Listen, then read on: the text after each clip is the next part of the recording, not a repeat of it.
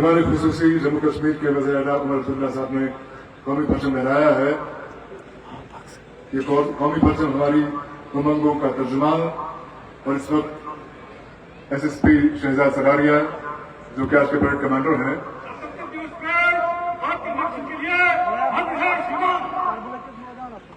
दावत दे चुके हैं बाज़ाबिता मेहमान खुसूसी को परेड का मुआयना करने की।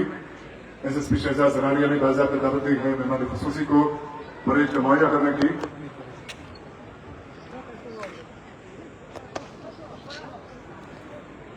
मेहमान खुसूसी जम्मू कश्मीर के इज्जतमाब वज़ीर आला जनाब उमर अब्दुल्ला सवार हो चुके हैं मखसूस जीप में, इंस्पेक्शन जीप में, और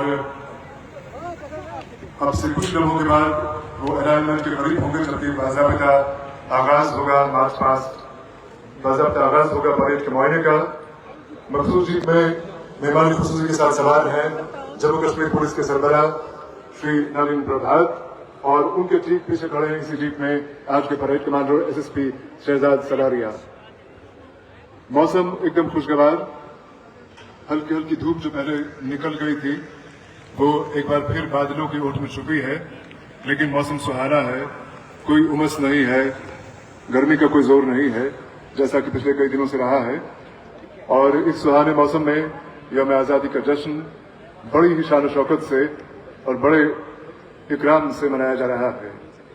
मखसूस जीप में सवार, मखसूस इंस्पेक्शन जीप में सवार जम्मू कश्मीर के वज़ीर आला जनाब उमर अब्दुल्ला अब करीब आ रहे हैं अलाइनमेंट के परेड का मुआयना करने की खातिर, और परेड का बाज़ाब्ता मुआयना शुरू हो चुका है।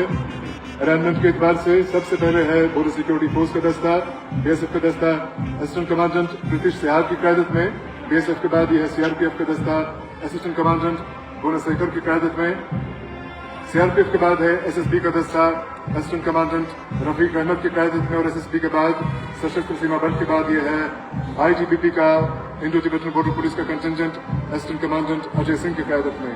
उसके बाद है जम्मू कश्मीर आर्म्ड पुलिस का कंटिजेंट डीवाईएसपी प्रोबेशनर माणिक शर्मा की क़यादत में, और उसके बाद आईआरपी का दस्ता है डीवाईएसपी प्रोबेशनर अरसलान हमाद की क़यादत में। उसके बाद पुलिस का विमेंस कंटिजेंट डीवाईएसपी प्रोबेशनर फिजा शाह की क़यादत में, और विमेंस पुलिस के बाद यह है डिस्ट्रिक्ट पुलिस का कंटिजेंट, ज़राई पुलिस का contingent DYSP probationer Ripan Bhat की क़यादत में। उसके बाद यह है यूटीडीआरएफ का contingent union territory disaster response force का contingent DYSP probationer Moin Khan की क़यादत में, और उसके बाद फायर एंड इमरजेंसी सर्विस का कंटिजेंट है असिस्टेंट डायरेक्टर साहिल वनरान की क़यादत में, और उसके बाद है फॉरेस्ट प्रोटेक्शन फोर्स का कंटिजेंट असिस्टेंट डायरेक्टर इरशाद अहमदान की क़यादत में।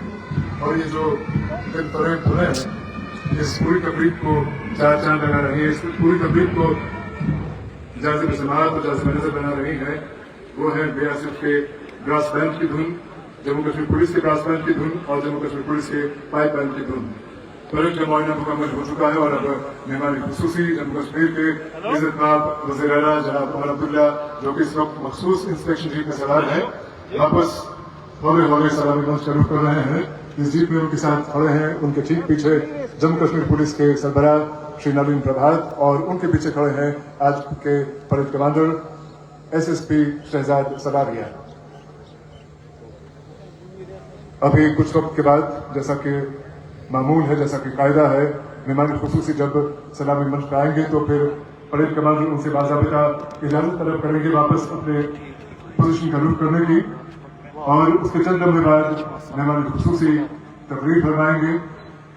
अभी करीब आ रहे हैं मेहमान खुसूसी जम्मू कश्मीर के वज़ीर आला जनाब उमर अब्दुल्ला सलामी मंच के करीब आ रहे हैं, और सलामी मंच के सामने आते ही वो जीप से उतर के सलामी मंच का रुख करेंगे। बिल्कुल सलामी मंच के सामने आके रुकी है ये मखसूस जीप, इंस्पेक्शन जीप, और जीप से उतर के जनाब उमर अब्दुल्ला साहब ने रुख किया है सलामी मंच का,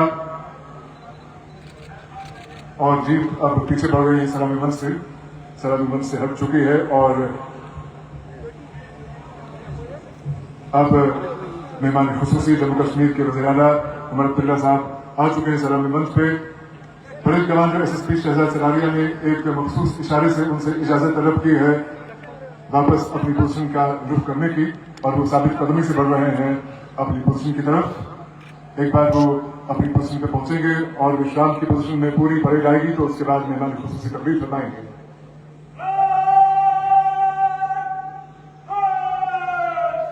विश्राम की पोजीशन में आ चुकी है परेड और मेहमान खुसूसी जम्मू कश्मीर के वज़ीर आला जनाब उमर अब्दुल्ला साहब तकरीर फरमाएंगे।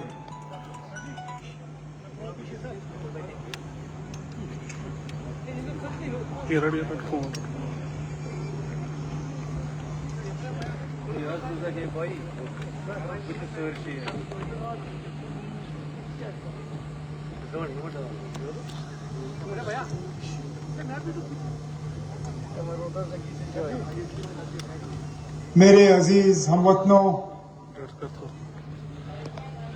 यौम आज़ादी मुबारक हो।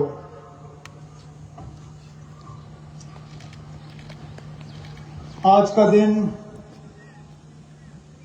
मुल्क भर में खुशियों का दिन है। आज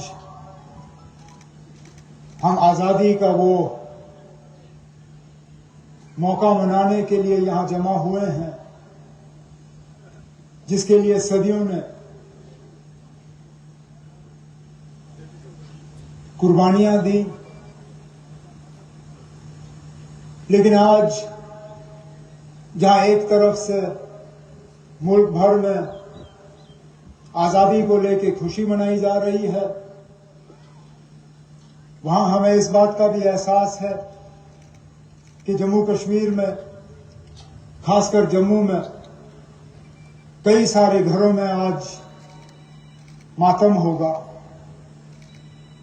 कल किश्तवाड़ में बादल फटने पे जो अफसोसनाक सामया पेश आया, उसमें अभी तक हमारी जानकारी के मुताबिक लगभग कोई 60 के आसपास लोग अपनी कीमती जानें गंवा चुके हैं, 100 से ज्यादा जख्मी हैं और कई सारे लापता हैं जिनकी अभी पूरी तादाद हमारे सामने है नहीं। मैं अपने तरफ से उन तमाम घरों को जिनके आज प्यारे लोग उनके बीच में से छीने गए, उन्हें ताज़ियत का इजहार करता हूं। उसके साथ साथ वो लोग जो जख्मी हुए, उनके लिए दुआ करता हूं कि वो जल्द से जल्द पूरी तरह से सेहतियाब हों।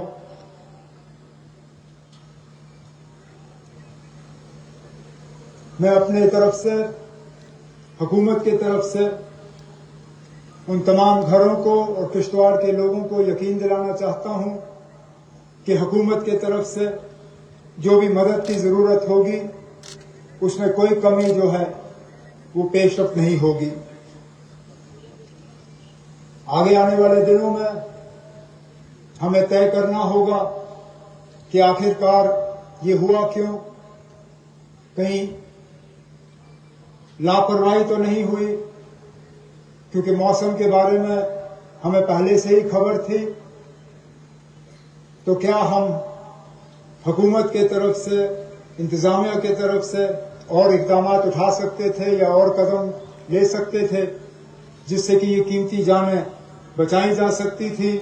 आने वाले दिनों में भी इस पे शायद हमें जवाबदेह अपने आप को बनाना होगा।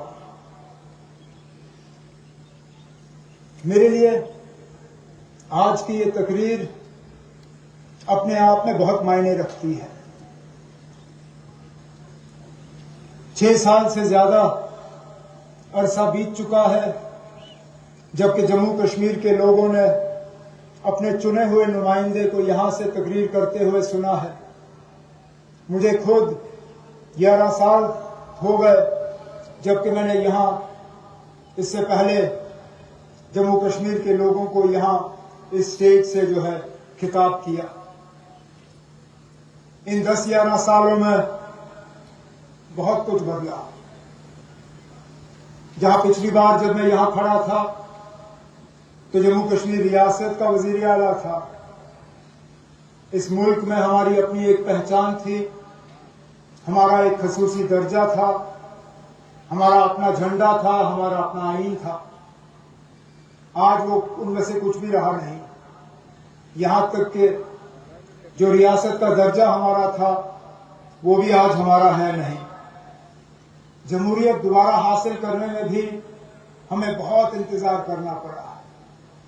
इतना इंतजार क्यों कराया गया उसका भी अभी तक हमें सही मायने में जवाब मिला नहीं। लेकिन चलिए, देर आए दुरुस्त आए। आज कम से कम जम्मू कश्मीर में लोगों की अपनी हुकूमत है, जिसमें लोगों ने बढ़ चढ़ के उस हुकूमत को कायम करने में अपना रोल अदा किया। सच माने तो मैं खुद अपने आप इस सोच में लगा रहा कि ये 15 अगस्त की तकरीर मेरी कैसी होगी, मैं किस अंदाज में जम्मू कश्मीर के लोगों से बात करूंगा, क्या माहौल होगा, क्या अल्फाज इस्तेमाल किए जाएंगे। एक चीज तो मैं जानता था कि शायद वो रूटीन तकरीर, वो नॉर्मल तकरीर, उसकी गुंजाइश कम ही नजर आ रही थी। हुकूमत की दी हुई लिखी हुई तकरीर पढ़ने का मेरा इरादा था नहीं, क्योंकि अगर मैं वो पढ़ता तो शायद जम्मू कश्मीर के लोगों को लगता कि सारा कुछ ठीक है, कि यहां बदलाव की कोई जरूरत नहीं, लोग अपनी जगह मुतमैन हैं, लोग अपनी जगह खुश हैं और लोगों को कोई आने वाले दिनों में कोई बदलाव चाहिए नहीं।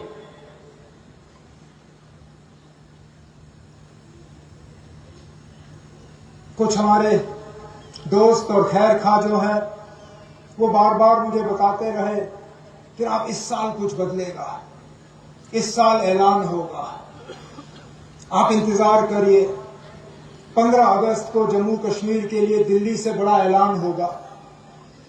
हालांकि हकीकत यह है कि ज्यादा उम्मीद थी नहीं, लेकिन सच्चाई ये भी है कि जब बार बार कोई इंसान कोई चीज सुनता है तो कहीं ना कहीं दिल के एक छोटे से कोने में एक बात जाके बस जाती है। और बड़ी बेसब्री से हमने उस तकरीर का इंतजार किया और इंतजार किया कि शायद कहीं इस तकरीर के एक कोने में जम्मू कश्मीर के लिए कोई बड़ा ऐलान जो है वो हमें सुनने को मिलेगा। ये तक भी मुझे कहा गया था कि कागज तैयार हो रहे हैं, बस अब वक्त की बात है, आप इंतजार करिए, हो गया। हमने इंतजार किया, हुआ नहीं।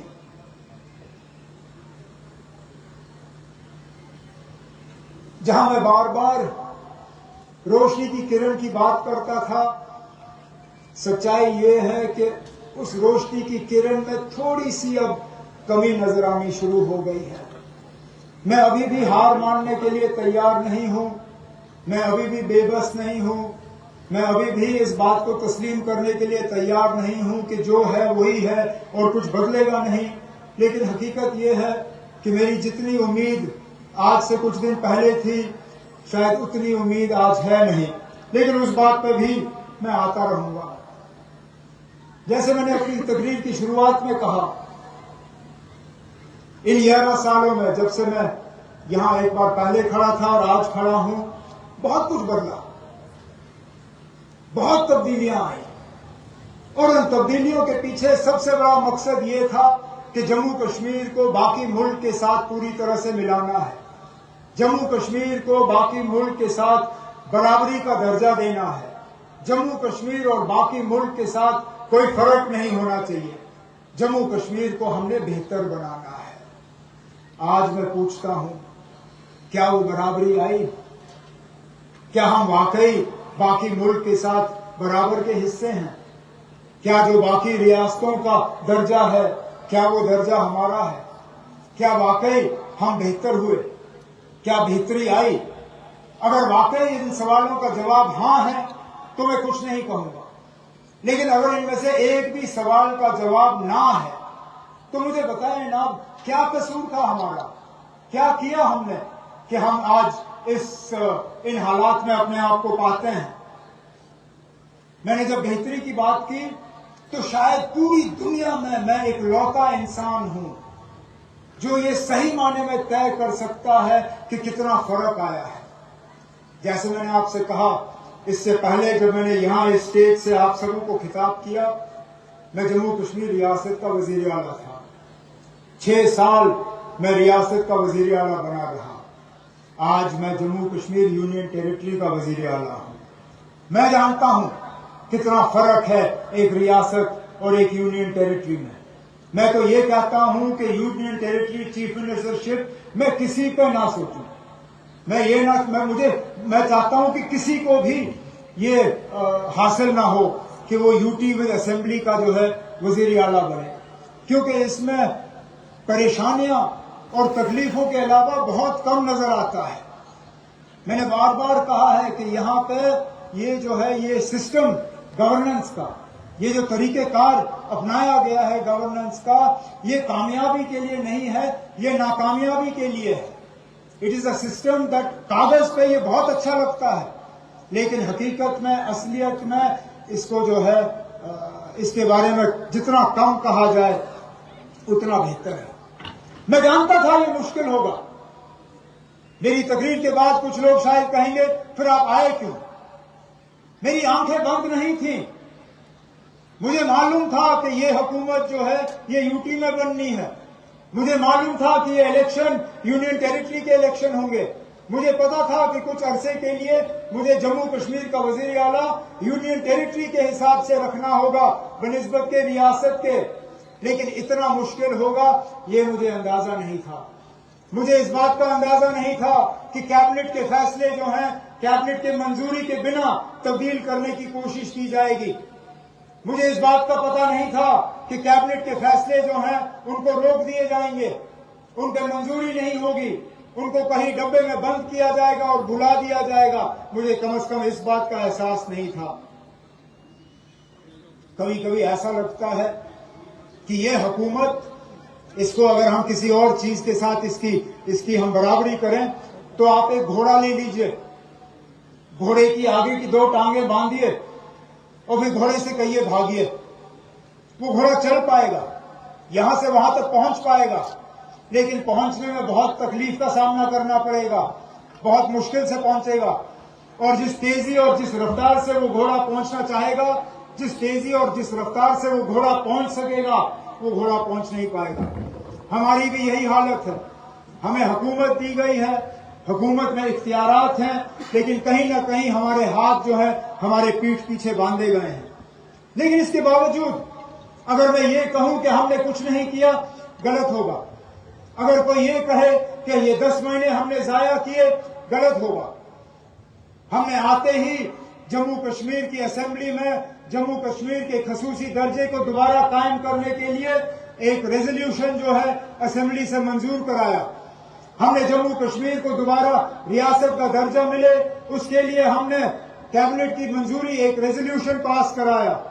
हमने बजट के तहत जम्मू कश्मीर के लोगों के लिए कुछ ऐसे फैसले लिए जिनसे उनकी रोजमर्रा की जिंदगी में बेहतरी आई, चाहे वो तालीम को लेके हो, चाहे वो सेहत को लेके हो, चाहे वो सोशल वेलफेयर को लेके हो, चाहे वो ट्रांसपोर्ट को लेके हो, चाहे वो टूरिज्म को लेके हो, चाहे वो एग्रीकल्चर को लेके हो। जो भी महकमा हो हुकूमत का, हमारी कोशिश रही कि जितने भी हमारे इख्तियारात हैं उनको सही तरीके से इस्तेमाल करके जम्मू कश्मीर के लोगों को कम से कम इस हुकूमत का जो है हम फायदा दिखाना शुरू करें।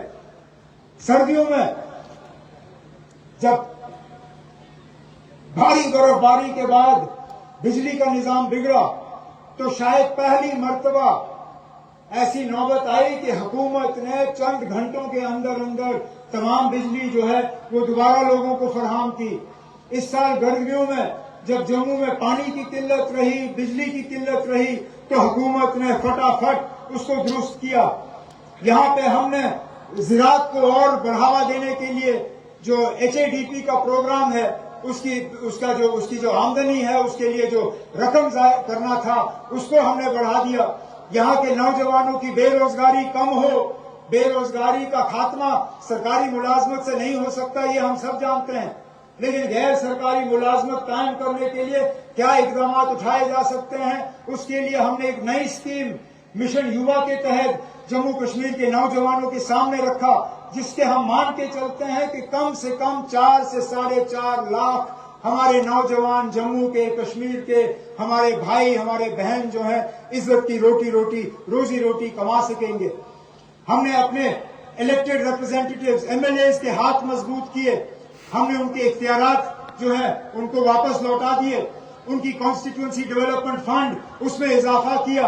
जहां उनको 10 साल पहले 3 करोड़ रुपए मिलते थे अपने इलाके में खर्च करने के लिए, इस साल हमने 3 करोड़ से 4 करोड़ में बढ़ा के उन्हें खुली छूट दी कि वो पैसा जो है लोगों के इस्तेमाल के लिए किया जाए। लेकिन कहीं ना कहीं ये निजाम जो है ये ठीक तरह से चल नहीं पाएगा।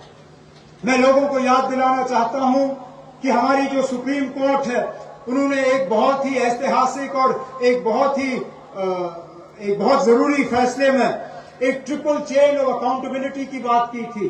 मतलब जवाबदेही के तीन कदम। उसमें यह कहा गया था कि जो अफसर हैं, जो ब्यूरोक्रेसी है, वो हुकूमत को जवाबदेह होगी।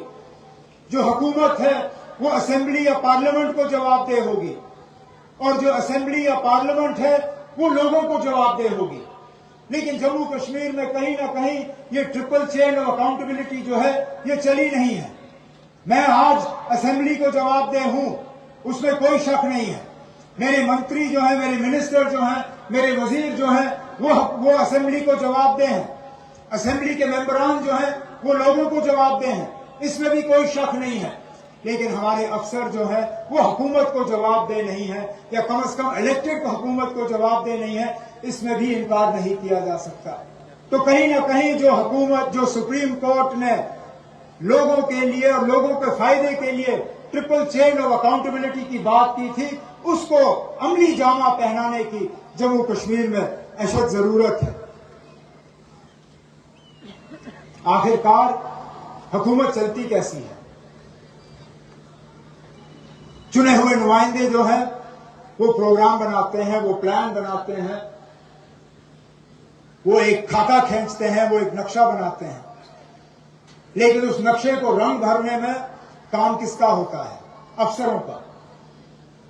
आप माने तो हुकूमत का दिमाग जो है वो हुकूमत के इलेक्टेड लोग हैं, लेकिन हुकूमत के बाजू, हुकूमत के पैर जो हैं वो उनके अफसर हैं। अगर हुकूमत के दिमाग और सिर और पैर में और हाथ में ठीक तरह से कनेक्शन जुड़ा ना हो तो चल नहीं पाता। और इसलिए मैं बार बार इस चीज पे जोर देता हूं कि नया जम्मू कश्मीर जो है नया तब होगा जब इस नएपन में बेहतरी होगी। नयापन सिर्फ अपने आप में नया नहीं होता, ये नए का फायदा नया नहीं होता अगर सिर्फ आप लफ्ज इस्तेमाल करो। उस लफ्ज में मायने होनी चाहिए, उस लफ्ज में वजन होना चाहिए, उस लफ्ज में ताकत होना चाहिए, जो आज मैं अफसोस से कहता हूं वो ताकत है नहीं।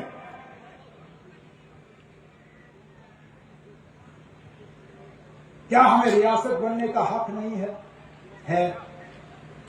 क्या हमें दोबारा रियासत बनाने का वादा हमसे किया नहीं गया है?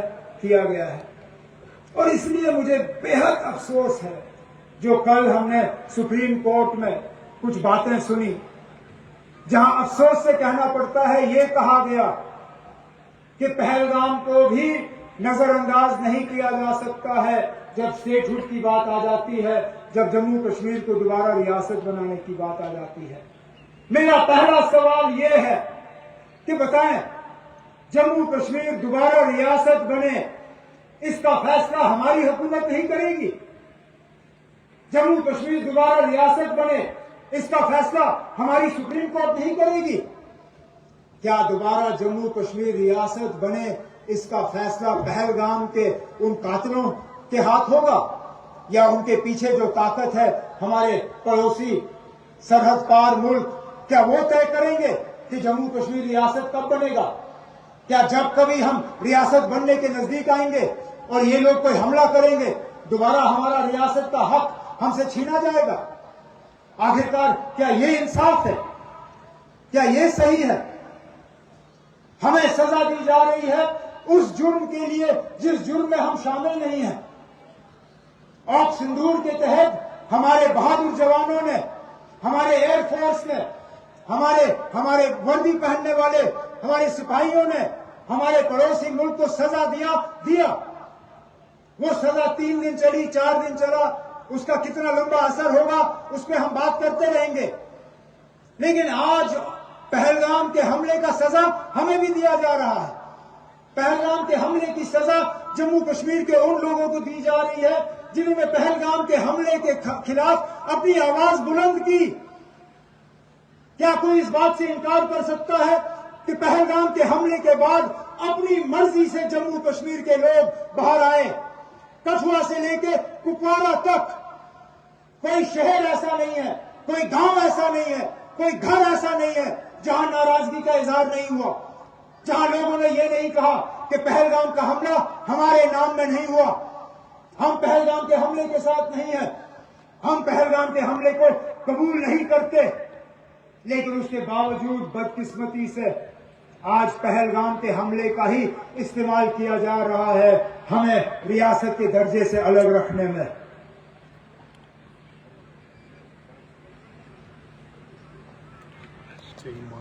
कहने के लिए तो मैं ये भी कह सकता हूं कि पहलगाम के हमले का कसूर इलेक्टेड हुकूमत का नहीं है। याद रखिए, जो इससे पहले इलेक्टेड हुकूमतें थी, चाहे वो मेरी हुकूमत या मेरी हुकूमत से पहले, हमने इस तरह के हालात बनने नहीं दिए। लगातार जब मैं यहां इस स्टेज से खड़े होकर जम्मू कश्मीर की आवाम से बात करता था तो मैं दावे से कहता था कि हर साल मिलिटेंसी के हमलों में कमी आ रही है। हर साल हमारे बहादुर फौजियों की कुर्बानियां जो हैं, उनसे जो हम कीमती जानों की कुर्बानी मांगते हैं, उसमें कमी आ रही है। हर साल जो इलाका मिलिटेंसी के लपेट में घेरा हुआ था, उसमें हम कमी लाते थे। आज हमसे कहा जाता है कि इलेक्टेड हुकूमत पे यहां की भागदौड़ को पूरी तरह से संभालने का भरोसा नहीं किया जा सकता। अरे नाब, हमने कब ये दिखाया कि हम इस भरोसे के काबिल नहीं है? एक बार भरोसा करके देख तो लीजिए। हम इससे पहले भी फेल नहीं हुए हैं और इंशाल्लाह इसके बाद भी हम फेल नहीं होंगे।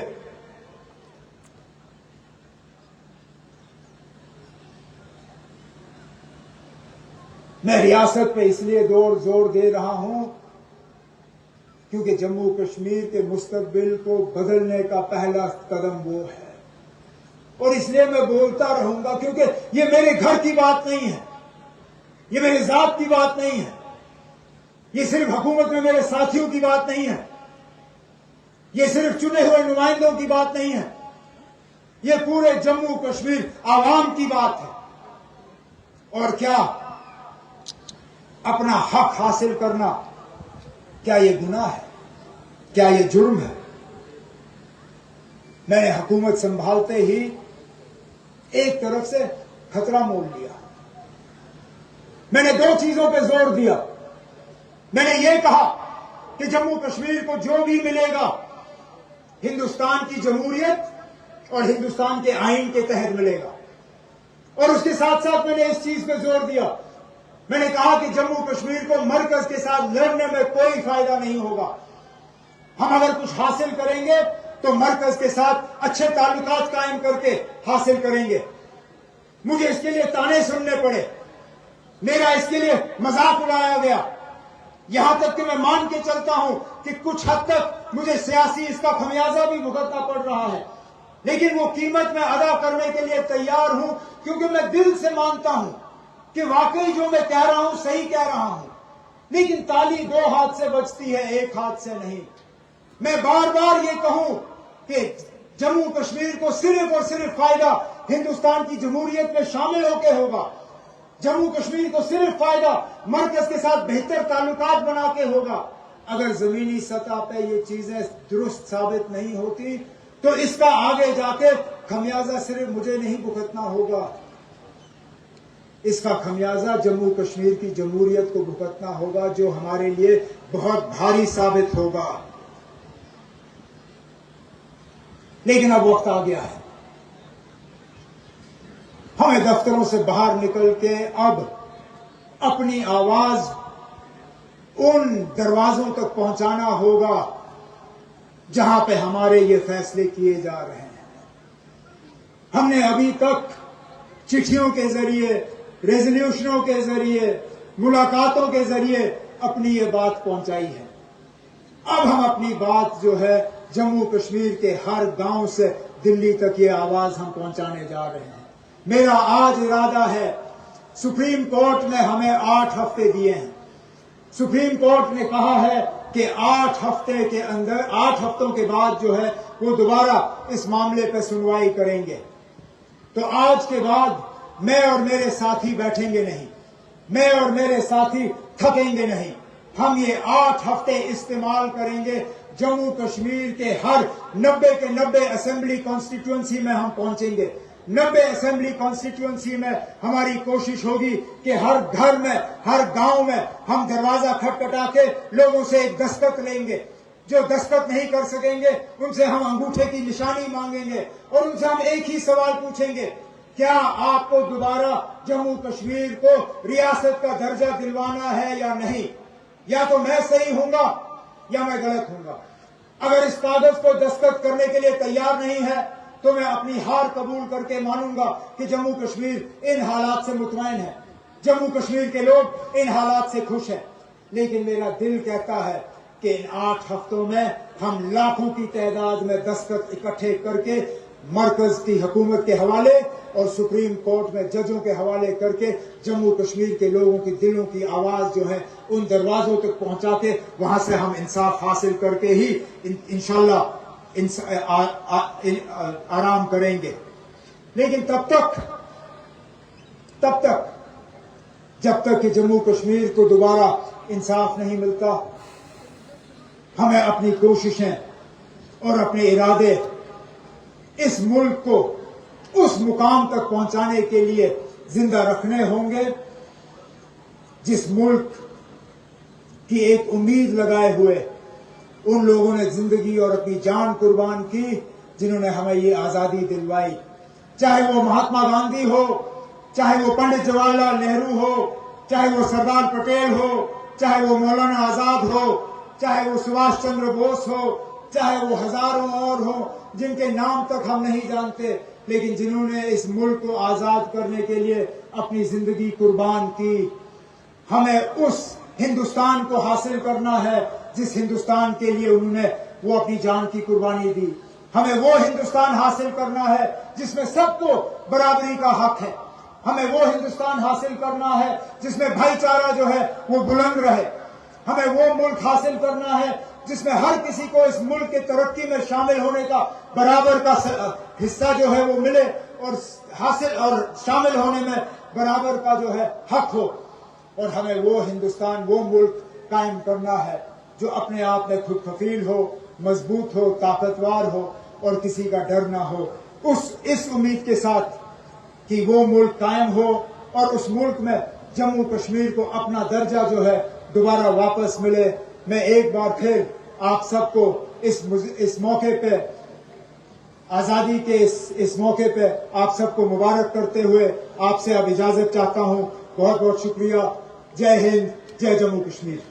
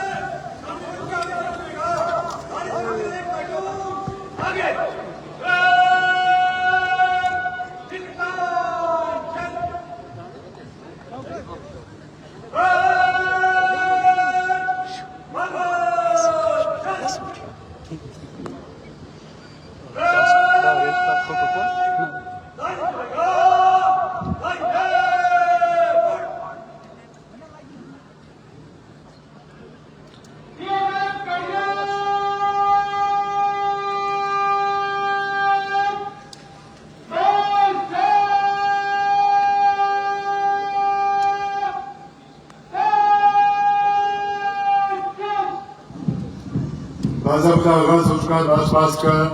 आज के बड़े कमांडर एसएसपी शहजाद सलारिया ने पहले वर्ड ऑफ कॉशन दिया परेड मार्च पास्ट के लिए और उसके बाद बॉर्डर सिक्योरिटी फोर्स के जो हेड ऑफ कंटिजेंट हैं असिस्टेंट कमांडेंट प्रीतिश सिहाग। उन्होंने अपनी कंटिजेंट को गौरव पोषण दिया है मार्च पास्ट का आगाज करने का, और यूं मार्च पास्ट बाज़ाब्ता शुरू हो चुका है। मार्च पास्ट की क़यादत करते हुए आज के parade commander senior superintendent of police Shahzad Salaria, जिनका ताल्लुक जम्मू कश्मीर आर्म्ड पुलिस की नोबल बटालियन से है, और उनके ठीक पीछे मार्च पास्ट में है उनके second in command SP Riyaz Santre, जो डेप्यूटी कमांडिंग ऑफिसर हैं IR3 की 6ठी बटालियन में। Parade commander SSP Shahzad Salaria साबित कदमी से बढ़ते हुए सलामी मंच की तरफ, उनके चेहरे पर जलाल के तासुरात, उनके हाथ में चमचमाती हुई तलवार शुजाअत की अलामत, और निहायत दिलफरमार ढंग से सलामी पेश करने के बाद मंच से आगे बढ़ते हुए, और उनके ठीक पीछे है आज के सेकंड इन कमांड परेड के SP रियाज इकबाल सांतरे। बड़ी दिलकश अंदाज से सलामी पेश करने के बाद मंच से आगे बढ़ गए हैं, और अब बॉर्डर सिक्योरिटी फोर्स का कंटिजेंट मंच के करीब आ रहा है, सलामी मंच के करीब आ रहा है। असिस्टेंट कमांडेंट प्रीतिश सिहाग की क़यादत में बॉर्डर सिक्योरिटी फोर्स के जवान और अफसरान, हमारे विशाल देश की विशाल सरहदों की मुहाफिज फोर्स, जो अमन के दौर में हमारी सरहदों को महफूज बनाए रखने में तन मन धन से अपने फराइज अंजाम देती है। और BSF के बाद ये है CRPF का दस्ता, सेंट्रल रिजर्व पुलिस फोर्स, जो कि दुनिया की सबसे बड़ी इंटरनल सिक्योरिटी की फोर्स है। CRPF कंटिजेंट की कमान संभाल जम्मू